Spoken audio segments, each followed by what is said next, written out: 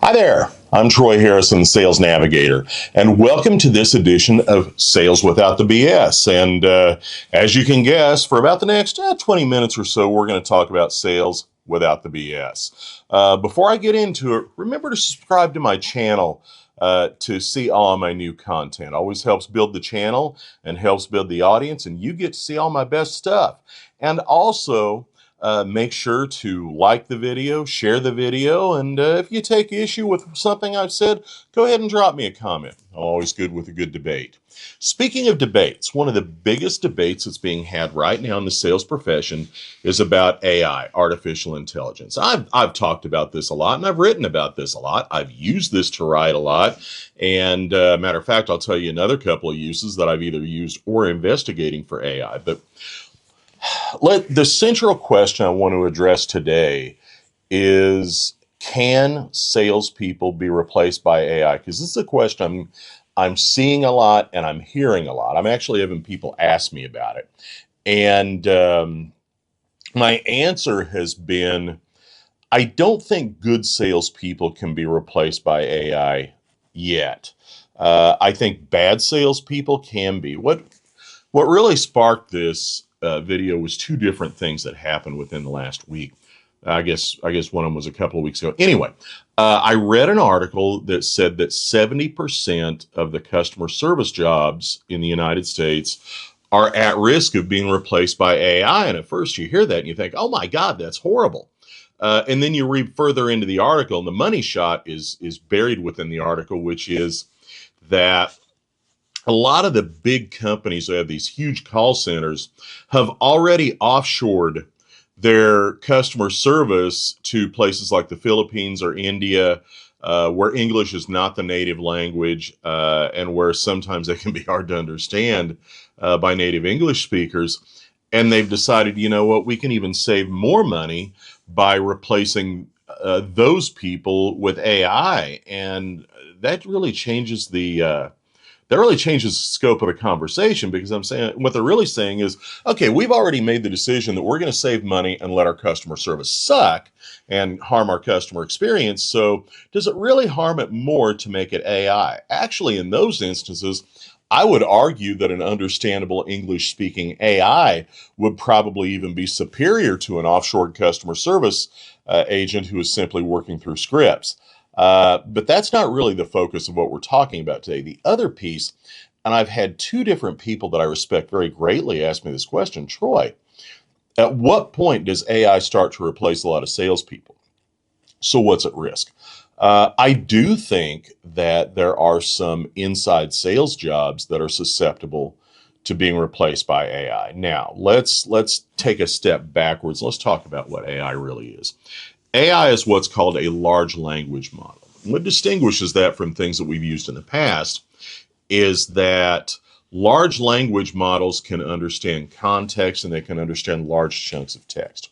You know, conventional Google search before AI, there were times that the more words you put into the search bar, the less focused your search results became. And that's because Google and other search engines like Yahoo and Bing, they didn't know which words to distinguish. They couldn't understand punctuation. So they might pick out the least important word instead of the most important word.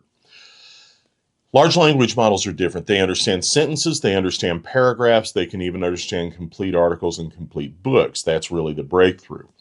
And then what it does is you can teach your AI platform or your large language model your thoughts, your perspectives, and so forth. You could therefore, even in a fairly simple sales process, you could can up or script up a salesperson with enough knowledge to be able to handle normal everyday inquiries from customers, handle rudimentary orders and all that kind of thing, and handle those conversations. And the tech out there, it does already exist to do that. I saw a preview of it in Las Vegas in 2024 from one platform, and to be honest with you, I've seen a lot more impressive stuff in the last year and a half. For instance, I could actually create a large language model, an avatar, and program it with all my written works, my PowerPoints, all of that intellectual knowledge and property that I have collected over a 36-year career in sales. I could program it up with that, and I could actually create a video coach, if you will, that could coach individual salespeople. And by the way, full transparency, I'm investigating this technology. I'm thinking of it because I've always said that I don't coach individual salespeople, but I think there's a lot of value there for salespeople to be able to subscribe. And this might be a way of making that happen. But a little off topic there, but the point is that video avatars, video scripting, video knowledge and programming, the technology for that already exists.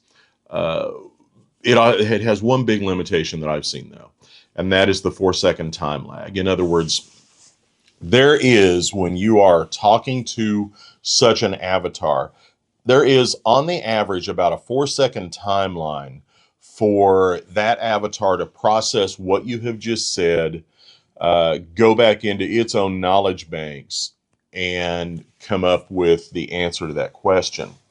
And that, I'll be honest with you, that can be pretty damned annoying. So, and that's one thing that's held me back thus far on the video coaching and the video avatars.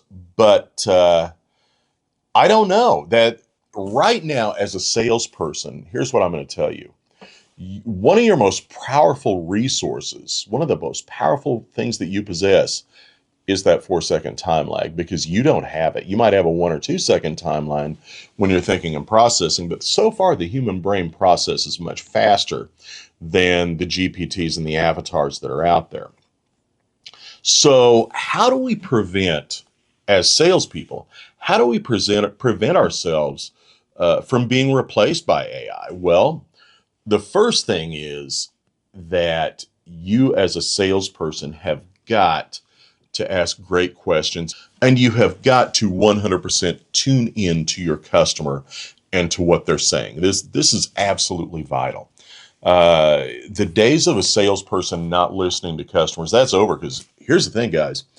AI avatars may take 4 seconds to think, but they're damn sure listening to what the customer says. And they will ask clarifying questions if need be. So your job is to make sure to tune in and, let's be honest, get better at your job.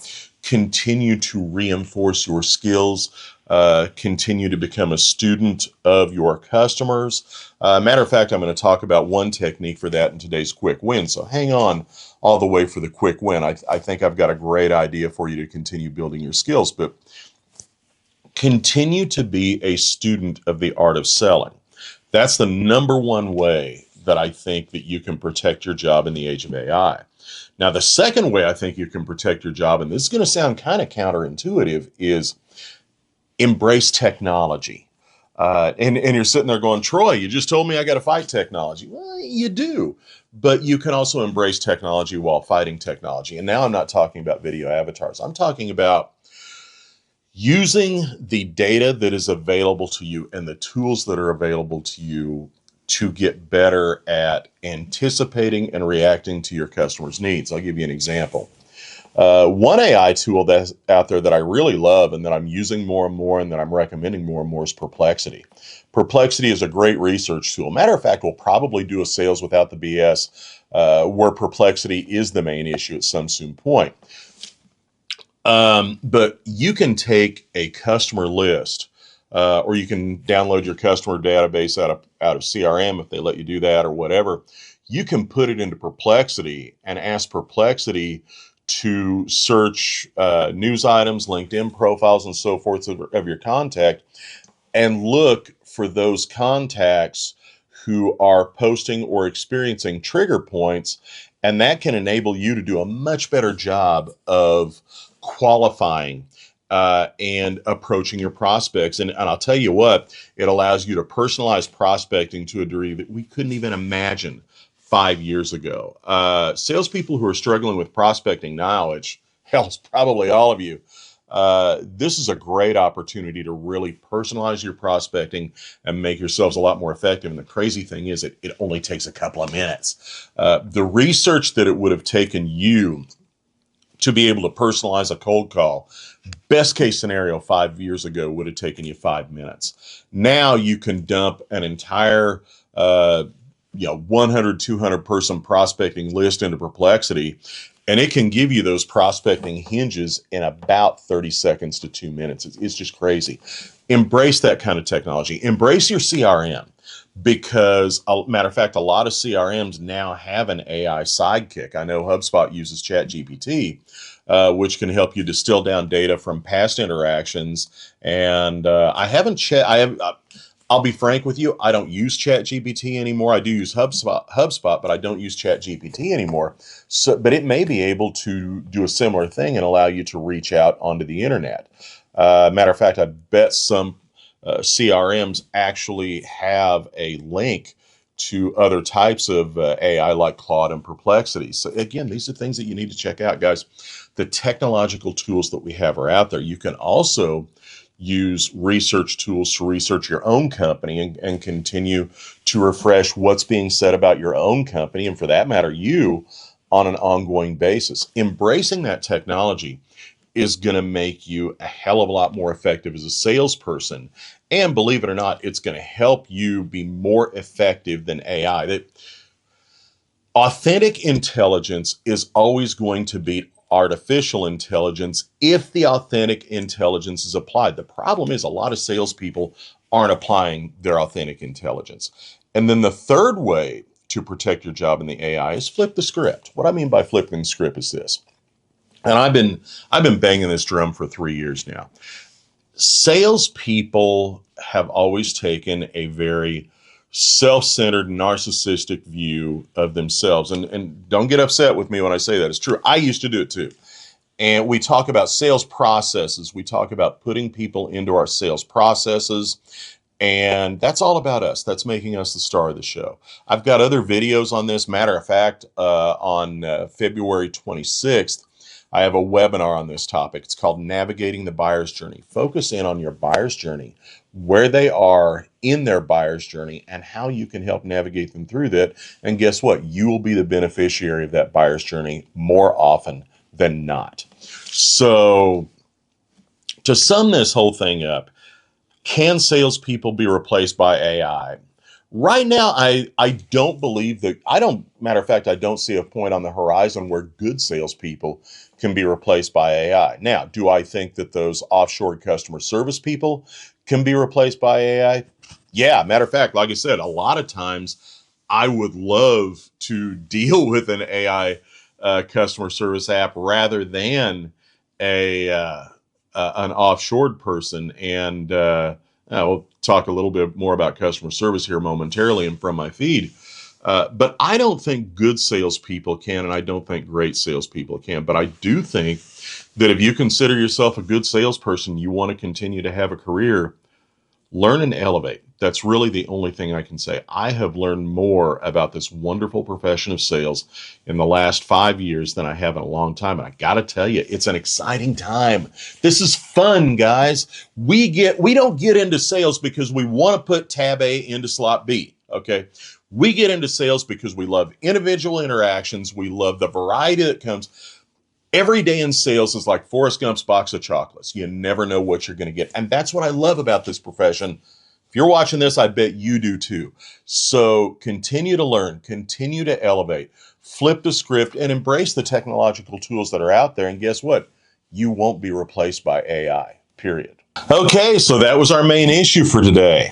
Now it's time for From My Feed. This is always fun. This is where I go through my LinkedIn feed and I find things that are meaningful and I share them with you and we discuss what they mean and how they impact you as a sales professional. Something that's unusual today, a lot of times I depersonalize. I crop out the names of the people because some of the things that I say are not necessarily complimentary or friendly, and I don't want to call those people out by name. Today, there's a couple that I really want to affirm, and they come from people that I respect. One of them's a friend of mine, so you're going to see who it's from. And the first one, this guy isn't a friend of mine. I don't know him personally. I've dialogued with him a little bit by instant messenger, but his name's Kim Proctor. He is a Vistage chair who lives in Tennessee, I believe. And okay, first of all, Ken is on one of my biggest pet peeves. Here's his post. Does efficient also mean indifferent? Dear United Airlines, your fly is open. Okay, full disclosure here. I can't stand I can't stand United Airlines. I about to say to American Airlines, same thing. I know they're not the same airline, but it's the same terrible customer experience. I will never fly those airlines again. Dear United Airlines, your fly is open. Not really, but you're acting this way. To be efficient, you are demonstrating indifference. Not every passenger wants to be directed to an online chatbot to solve an issue. I get it. Technology optimizes for speed, scale, and efficiency. Humans optimize for meaning, care, and connection. Caring equates to overhead. Calling the Premier line, I find that my wait is 75 minutes to speak to an agent. By the way, the Premier line is for their best customers. It's not just, Johnny Sacklunch off the street. And I know Kim flies a lot, so Ken's probably in one of their top tiers. Think about that. An hour and 15 minutes to talk to a human person, and I'll bet you to a dollar to a donut that person's offshore. Please go to united.com for faster service. Automation over connection feels cold. Tech can help us do things faster, but only humans can make us feel heard. Damn! That goes right to the heart of it, doesn't it? Tech can help us do things faster, but only humans can make us feel heard. By the way, when I talked earlier about not getting into online AI coaching yet, honestly, that's one of the biggest things that is preventing me from doing it. I've just got to make a decision if I can mentally overcome that. But what Ken is talking about here, and the airlines, look, they're easy fodder, okay? They have really degraded their customer service over the past 15 to 20 years. It's almost like they hate us. I've said that some airlines, their corporate logo should be an upraised middle finger. But there's a lesson here for everybody. If your company has an automated chatbot customer service process, okay, let that be out there for people who want to use it, because there are people out there who would rather do that than interact with a live human being. I'm cool with that. I really am. But that is not an excuse to degrade your in-person customer service or your telephone customer service. For a lot of these companies, that's what it's been. I've always said that one thing I love about Southwest is that when I call the number, I get a hold of someone. Some of the changes Southwest is going through really concern me. For instance, next week will be my first flight since they've gone to assigned seats. And I'm a little nervous about how that's going to work out. So we will see. But it also looks like they've taken away some big privileges for A-list, which I've been for years. So we'll see. Hell, I'll probably report on that in a future Sales Without the BS. But bottom line is, it's okay to have impersonal mechanisms for accessing customer service, as long as you still have personal mechanisms that are genuinely accessible. Nobody whose time is worth anything wants to wait for an hour and 15 minutes. And by the way, if you want to talk about something that really pisses you off, be on a long wait and have the voicemail and have the auto, their auto attendant or whatever it is that's playing during that time say, "Please hold on the line. Your call is important to us." Bullshit. If the call was important, you'd be answering it. All right, I think I've said enough about that one. Let's go to the next one. Okay, this guy is a friend of mine. This is from a guy named Ryan Partial. If you like my website, Ryan's company, and this has been several years ago, Ryan's marketing agency actually did my website, and they did it so well that other than some tweaks, I've never found the reason to completely revise and redo that website. Maybe I will soon. But honestly, I still like it. And when people go to it, they tell me they still like it. So His people did great work, and it was a little bit of a struggle for me when he did what he was about to talk about. Uh, I began a journey that I knew would have an ending. They always do. Have you ever seen a business owner who was once successful keep a business too long and drive it into the ground? What happens in those situations? Do they come to complacent, simply milking the profits as the business fades? Do they lack other interests to pursue? Are they just not ready to retire and unsure what to do next? It's truly sad to witness. And I do see this. You see the business owner or even the salesperson that's kind of lost their fastball, but they're still hanging in the game, I think, because they just out of force of habit. The outcome is often detrimental. Employees and family members have to deal with an owner who has lost passion. This lack of energy and desire can diminish morale and respect among employees. Customers also feel the impact. Without the energy and passion to run the business, the quality and performance often decline. Here's the promise I made to myself. When I was no longer passionate about running my business, I would step back. I would sell it and hand it over to someone ready to take it to the next level. That day came unexpectedly. As I reached for the handle of the office door, I felt no warmth, no desire, and zero energy to continue. I turned back, really realizing I couldn't do this to my employees or customers. It was time to move on. I contacted a business broker who had been reaching out to me and expressed my readiness to talk. About 6 months later, I successfully sold my marketing agency to guys that I genuinely liked. We enjoyed our meetings discussing their vision for the agency. I knew I was making the right decision. I went out on top, and that felt really good to me. Don't wait for your business to decline. Be smart and compassionate. Have an exit plan and know when to say when. I made a promise to myself and kept it. You should too. And by the way, Ryan nowadays works with other marketing agencies like his to help him grow, scale, and get ready to be sold. So he made a career transition to something he's really passionate about. And when I think about it, I think back on that last year that he had that old company, and this has been a few years ago. And I remember that when I meet up with him, he kept talking about more and more stuff that he was doing outside the office. I didn't put it together. Ryan and I are about the same age. So what Ryan's saying here is really valid. And I think this applies to salespeople as well. Salespeople, sales managers, business owners. Look, when you have lost your zest for the game, you've really only got two choices. One, find it again. Two, get out.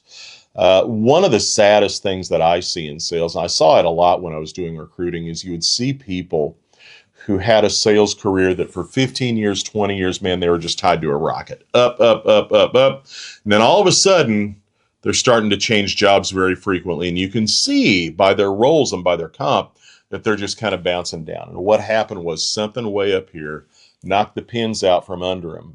Maybe they just plain lost the zest for what they were doing, but they couldn't come up with anything else to do. Look, guys, owning a business is tough if you don't enjoy it. Sales is tough if you don't enjoy it. And if you reach that moment where you've lost my zest, I encourage you, follow my, and I'm not trying to run people out of the profession. Believe me, some of the best salespeople I know are in their 70s, but they still love it. But I would advise you to retain your love of the profession, or move over and let somebody else have that slot who does have the love.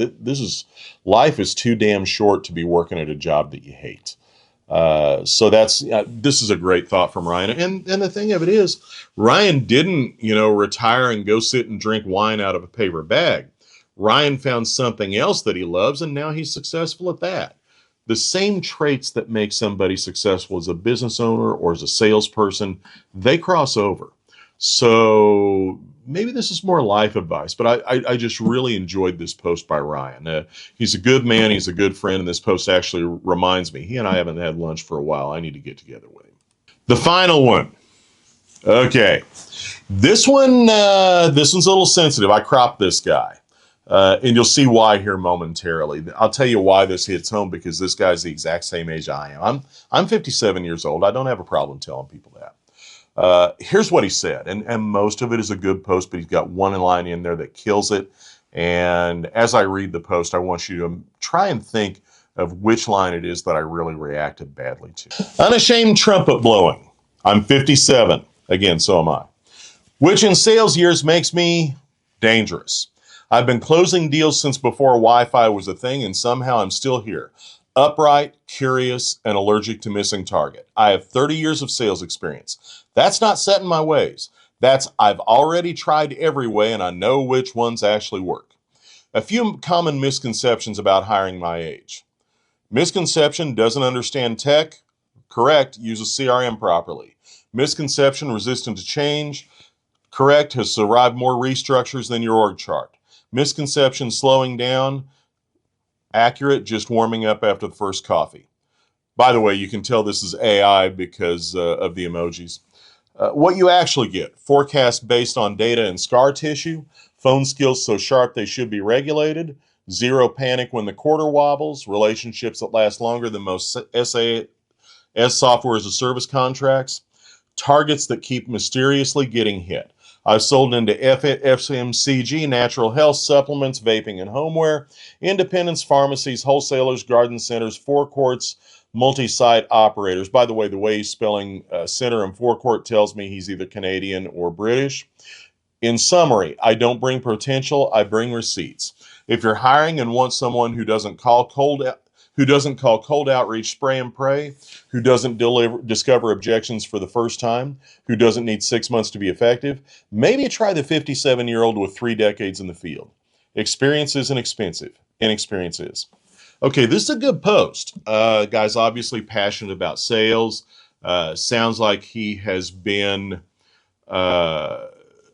made unemployed, maybe through no fault of his own. I'll take him at his word. But there is one part of this where if I read it, I said I would not hire this guy for all the tea in China. And it's not 57 years old. Can you guess what it is? I'm about to tell you. That's I have already tried every way and know which ones actually work. That's the very definition of set in his ways. And what he's saying is, I have nothing else to learn. I'm done learning. I already know it all. Folks, I'm 57 years old, and I have been a sales trainer and coach for 21 and a half years. I've been in sales now for 36 years. I have not tried every way because there are new ways out there that are being invented every day. And the job of a great salesperson today is to try the new ways, incorporate what works, throw away what doesn't, and continually retest the old ways and reject what isn't working anymore. And I'm wondering too if this doesn't give a little bit of a window into why he's unemployed, is that maybe he has allowed his market and his customers to pass him by. I don't know the guy. That's why I cropped the name. Some of the best salespeople I know, and I said this earlier in this episode, are in their 70s. And if I call those guys up, Bert in Chicago, I'm looking at you right now. He's probably watching. If I call Bert in Chicago up and I say, hey, Bert, here's something new I want you to try. I'm recording this on Friday morning right now. And by Wednesday of next week, Bert would have tried it multiple times and he'd be able to tell me whether it works or not. That's not a mentality of I've tried every which way. Bert doesn't immediately respond to me and say, no, that doesn't work. This guy would. And that is what makes him, in my opinion, unhireable in today's market. What I would encourage this guy to do is open up his mind a little bit, start looking at what today's buyers really want, particularly the generational dynamics of the millennials and the Gen Zs versus the Gen Xs, which he's in the heart of Gen X, so am I. Greatest generation ever. And ask yourself, do I really know every which way, or are there new ways that I need to learn? But I tell you what, if you think that you know everything, you have already written your final resignation letter from sales. It's just you haven't delivered it yet. So I hope this guy changes his perspective on that. So that was from my feed for this week. That was kind of fun, wasn't it? Couple more things I want to talk to you about, and then we're done. First of all, in 2 weeks, just a little under 2 weeks, on Thursday, February 26th at 11 a.m. Central, I am delivering a webinar, How to Navigate the Buyer's Journey, How to Sell to Today's Empowered tech-savvy buyers. I'm going to put a link in the description to this video to register. And if you haven't been on one of my webinars, you need to be on. This might be the best hour you spend entire of 2026. So I encourage you to be on that webinar. And then the final thing, your quick win. You've been waiting for it the whole time, right? This goes in the overall theme of learning new skills. Years ago, I was a sales manager for a team that was really struggling, and we were trying to figure out, this is my first sales management job, we were trying to figure out how to really start dominating our market. What we decided, some of it was my guidance, some of it was the team's input, was that we were going to be the best questioners that we could. And so every team member was tasked every weekly sales meeting with coming in with one new question that they hadn't tried before. And then all the other salespeople, their job was to try out those questions during the next week. I had 5 people on the team, so every salesperson had to try out 4 new questions plus their own, and then come back next week and say what worked, what didn't, why did it work, why didn't it, and we'd repeat the cycle every week. Here's what I encourage you to do. 80% of your chance to win or lose the sale is determined by the questions you ask. So never stop developing new questions. Challenge yourself every week. I'm going to come up with one new discovery question, and I'm going to test it all week next week. I'm going to figure out what works and what doesn't. And by doing that, you will continually build your questioning skills and you will get better. All right, guys, that's been Sales Without the BS for this week. Thank you so much for watching, especially if you watched all the way through. I'm Troy Harrison, the Sales Navigator. Remember to subscribe to my channel, like this video, share this video, drop me a comment. Again, thank you for watching, and I'll be back next week with more Sales Without the BS.